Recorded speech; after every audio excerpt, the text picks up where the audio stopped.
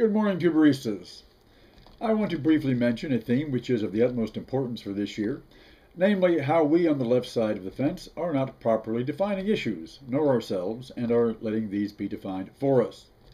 The same side of that species is even when we do articulate issues, we are not following through in a serious manner. That causes our adversary to take us seriously and come to terms with us. That is the chief reason we have been on the losing side. We must define the paradigm of society. What does that mean, Azov? Well, surely I'm dealing with folks who know what paradigm means, but just in case, that there Greek word means the standard, the theme, in this case the defining theme of society. In years past, we defined it as labor versus capital, or civil rights versus racism, or free thought versus bigotry. We put our opponents on the ropes because all they had to fall back on was tired traditional rhetoric of law and order, property and race, faith and flag. They had grown intellectually complacent and lazy and no longer knew how to defend or define their position, to answer their adversaries, to justify themselves before a third party, namely the general public. By lashing out with stupidity and violence, they lost their credibility. Old orders crumbled and society moved forward, or seemed to for a time. But they fought hard to make a comeback, while we've rested on our gludi maximi, on the victories won a generation ago.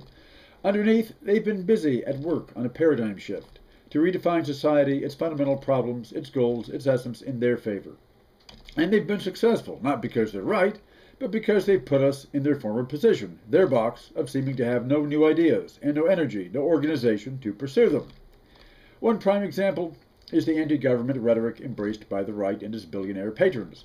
50 years ago, these same people were crying for law and order, for flag-waving patriotism, right or wrong, regimentation, submission to God and the state.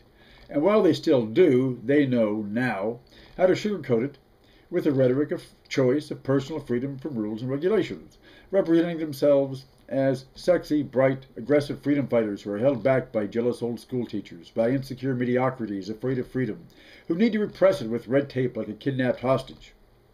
The right has redefined the entire society on the basis of state and society versus individual freedom.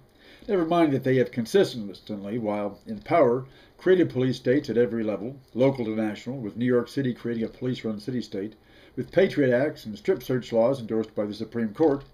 Never mind how the libertarian rhetoric of Friedman economics has wrecked the economy for most of those living in its rubble. How capitalism for most is a regime of scarcity, of deepening poverty, lack of capital as well as lack of choice and voice, regimentation, and even outright repression. By successfully defining America's capitalist for sale society for the past generation, the right has left its victims without any countervailing vision, any set of core values to pull themselves out of capitalism's dead imperial anus.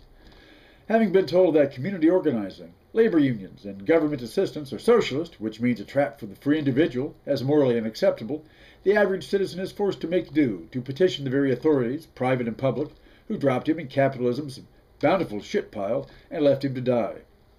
But the right is not the only force at fault, because the complacent left has forgotten how to struggle for its better vision of a better world. We've taken it for granted that we have rights, that if we just stand on them, those in power must listen, that they're genetically programmed by the Constitution and the Bill of Rights to eventually do the right thing. Well, nothing could be further from the truth, my friend. Middle-class college kids skipping down the street with a backpack chanting, "This is what democracy looks like," will not take us into that better future. Why is that? Because we on the left do not really want to do what it takes to shift the paradigm. We do not want to confront, to defy, to have to go to jail. We don't want to struggle and sacrifice. Many have no concept of what that is. Do you think the civil rights movement changed the racial paradigm of the United States just because liberals filed legal briefs and the Supreme Court upheld them? It took bulls dogs in Birmingham, fire hoses on the Pettus Bridge at Selma, freedom riders mauled and slashed by a mob at the Birmingham Greyhound station, 4 little girls bombed in a Birmingham church, 3 civil rights workers killed like dogs near Philadelphia, Mississippi, and their bodies dumped like garbage, the assassination of Medgar Evers, and finally of Martin Luther King Jr. before this free and democratic society woke up to itself. It took defiance, prison, and, unfortunately, the blood of activists and innocents before society was turned around. That did not mean the victory was final. Those who seemed beaten schemed from day one how to come back, how to retake their lost ground, and they're doing it.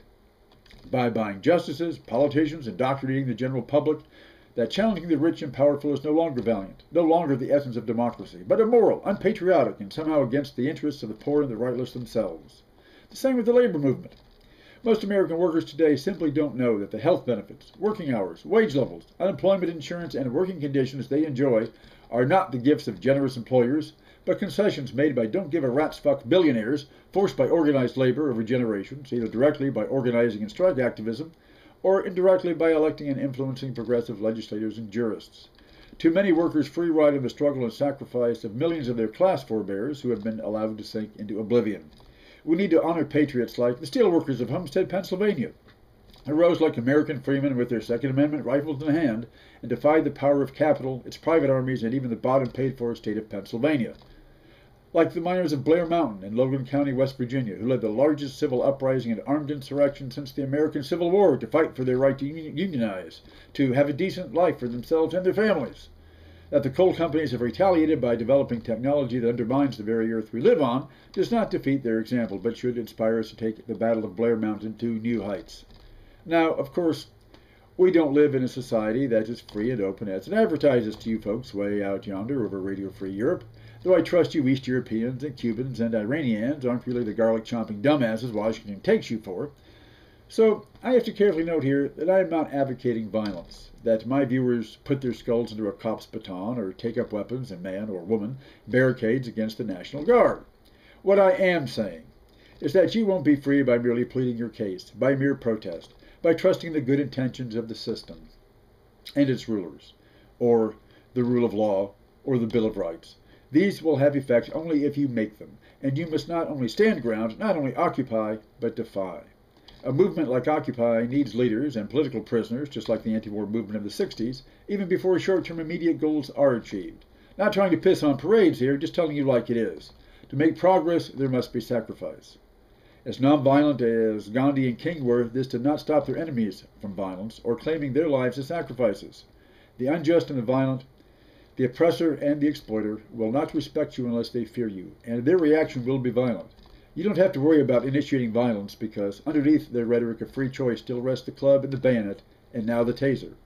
We have to change the paradigm, in word and in action, by defining the public good as the answer to private tyranny, by collective human solidarity as the solution to poverty and injustice, not freedom of individual contract, by defining the common citizen as a worthy object in life precisely because he has no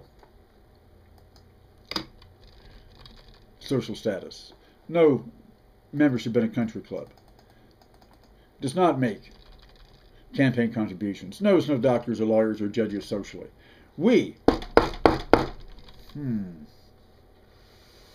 okay. Hello? Who?